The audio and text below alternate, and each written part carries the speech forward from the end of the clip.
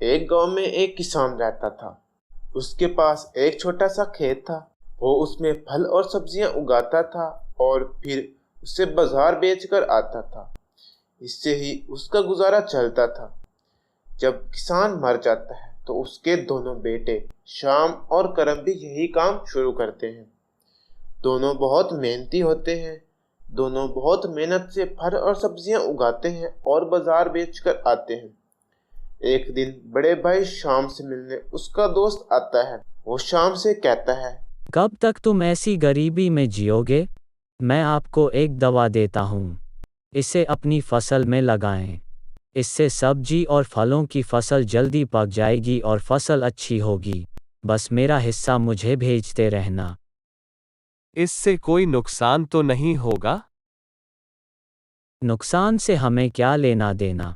हमारा मतलब सिर्फ पैसा है। तुम मुझे पैसे भेजते रहो, मैं तुम्हें केमिकल भेजता रहूंगा। आखिर में शाम उसकी इस बात पर राजी हो जाता है। वो अपने छोटे भाई करम को भी यही बात बताता है, लेकिन उसका छोटा भाई कहता है कि मैं इस तरह के पैसे से अमीर नहीं बनना चाहता। मैं इस काम में आपका साथ नहीं दूंगा। अगर ये आपका फैसला है तो अपने खेत को अलग करें। फिर दोनों भाई अपना अपना खेत अलग कर लेते हैं। बड़ा भाई अपनी फसल में केमिकल डालता था, लेकिन छोटा भाई अब भी अपनी फसल पूरी ईमानदारी से उगाता था।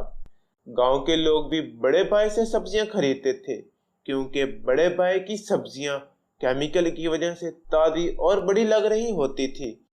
बड़ा भाई अपनी फल और सब्जियां कम दामों में बेचता था, क्योंकि केमिकल की वजह से उसकी फसल जल्दी बड़ी हो जाती थी। लेकिन छोटा भाई बहुत ईमानदारी से अपनी फसल उगाता था, इसलिए उसकी फसल को काफी टाइम लगता था और इसलिए वो अपनी फल और सब्जियां थोड़े ज्यादा पैसों में बेचता था। और इसी वजह से करम से कम लोग खरीदारी करते थे, जबकि शाम के पास बहुत भीड़ लगी रहती थी। एक दिन करम की बीवी उसको कहती है, पता नहीं ईमानदारी का कौन सा भूत तुम्हारे सिर पर सवार है। अपने भाई को देखो जो दिन ब दिन अमीर होता जा रहा है। कुछ अरसे बाद गांव के लोग आहिस्ता आहिस्ता बीमार होना शुरू हो जाते हैं। ये सब शाम की सब्जियों का असर था, लेकिन किसी को भी ये पता नहीं होता कि आखिर लोग बीमार क्यों हो रहे हैं। ये देखकर छोटा भाई करम अपने बड़े भाई शाम के पास जाता है और उससे कहता है, तो देखिए, अभी भी समय है। इस काम को छोड़कर सभी से माफी मांगना बेहतर है। लेकिन बड़ा भाई शाम ये काम छोड़ने से बिल्कुल इनकार कर देता है। जब गांव के लोग बहुत ज्यादा बीमार होना शुरू हो जाते हैं तो करम को ये बात मजबूरन गांव के सेठ को बतानी पड़ती है।